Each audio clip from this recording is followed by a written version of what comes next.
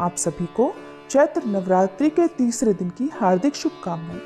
नवरात्रि में तृतीया तिथि के दिन माँ चंद्रघंटा की पूजा की जाती है। ये माँ दुर्गा का सौम्य और रौद्र दोनों ही रूपों का संगम है। माँ चंद्रघंटा के मस्तक पर अर्धचंद्र सुशोभित है, जिससे इनका नाम चंद्रघंटा पड़ा, और ये सिंह पर सवार हैं। माँ की 10 भुजाओं में माँ ने अस्त्र शस्त्र धारण किए हुए हैं। ये शत्रुओं के विनाश और भक्तों की रक्षा करने वाली देवी हैं। माँ चंद्रघंटा की उपासना से भय, मानसिक अशांति और नकारात्मकता का नाश होता है और साहस, आत्मबल और दिव्य चेतना की प्राप्ति होती है। आइए प्रिय श्रोताओं, आज माँ चंद्रघंटा की पूजा विधि और कथा को विस्तार पूर्वक जानने से पहले माँ चंद्रघंटा की पूजा के शुभ मुहूर्त के बारे में जानते हैं।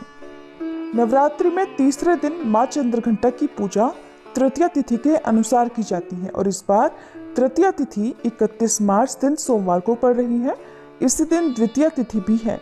तृतीया तिथि प्रारंभ होगी 31 मार्च सोमवार सुबह 9:12 से, जिसकी समाप्ति होगी 1 अप्रैल मंगलवार सुबह 5:42 पर।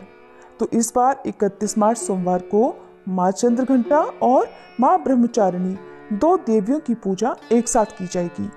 31 मार्च सोमवार को सूर्योदय होगा सुबह 6:23 पर, सूर्यास्त होगा शाम 6:38 पर। इस दिन अश्विनी और भरणी नक्षत्र का शुभ योग भी बन रहा है। ये दोनों ही बहुत ही शुभ नक्षत्र माने जाते हैं। अश्विनी नक्षत्र दोपहर 1:45 तक रहेगा, बाद में भरणी नक्षत्र प्रारंभ हो जाएगा। राहु काल, जो कि अशुभ समय होता है, सुबह 7:30 से 9 बजे तक रहेगा। अमृत काल रहेगा सुबह 7:24 से 8:48 तक। अभिजीत मुहूर्त दोपहर 12:06 से 12:55 तक। ब्रह्म मुहूर्त का समय सुबह 4:46 से 5:34 तक रहेगा। माँ चंद्रघंटा की पूजा करने के लिए सुबह का मुहूर्त सुबह 5:04 से 6:13 तक। शाम की पूजा का शुभ मुहूर्त शाम 6:38 से 7:47 तक रहेगा। गोधूली मुहूर्त, जिसमें शाम की पूजा करना सबसे जल्दी शुभ फलदायी माना जाता है, शाम 6:37 से 7 बजे तक रहेगा। माँ चंद्रघंटा की पूजा करने के लिए सुबह जल्दी उठकर स्नान करने के बाद मंदिर की साफ सफाई करके गंगा जल से शुद्धिकरण करना चाहिए। फिर माँ चंद्रघंटा का ध्यान करके व्रत और पूजा का संकल्प लेना चाहिए।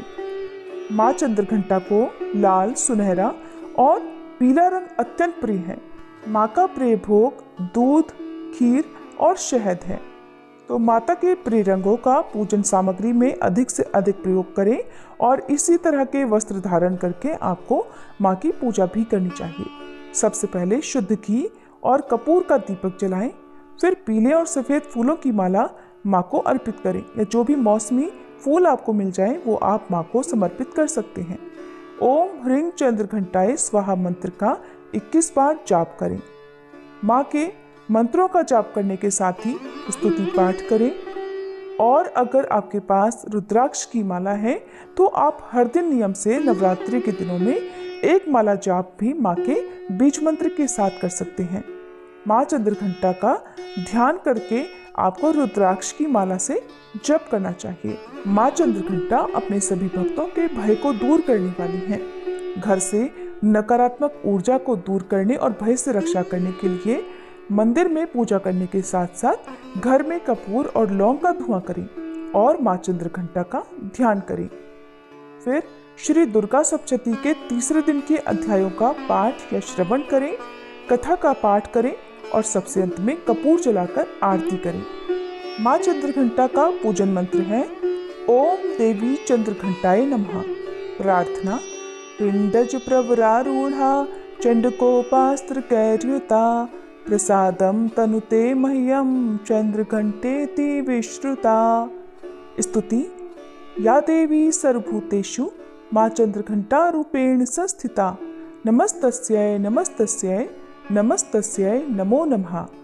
माँ चंद्रघंटा का ये दिव्य रूप हमें शक्ति और धैर्य का संतुलन बनाए रखने की सीख देता है। जीवन में कई बार डर, चिंताएं और बाधाएं आती हैं, लेकिन माँ चंद्रघंटा की कृपा से हम हर समस्या का सामना कर सकते हैं। माँ की उपासना से हमें साहस, आत्मबल और सकारात्मकता की ऊर्जा प्राप्त होती है। कथा के अनुसार जब देवी पार्वती ने घोर तपस्या कर भगवान शिव को प्रसन्न कर लिया, तब देवताओं और ऋषि मुनियों ने उनके विवाह का आयोजन शुरू किया। भगवान शिव कैलाश से अपनी अनोखी बारात लेकर निकले। ये बारात सामान्य नहीं थी। इसमें भूत, प्रेत, पिशाच, राक्षस, नाग, यक्ष, किन्नर और अघोरी शामिल थे।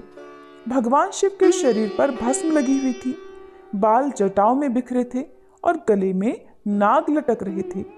उनका यह अद्भुत रूप देखने वालों को भयभीत कर रहा था। राजा हिमालय के महल में उत्सव का माहौल था। देवी पार्वती का श्रृंगार किया जा रहा था। जैसे ही भगवान शिव की बारात नगर के द्वार पर पहुंची, सभी लोगों ने देखा कि दूल्हे के रूप में भगवान शिव अत्यंत भयंकर दिखाई दे रहे हैं।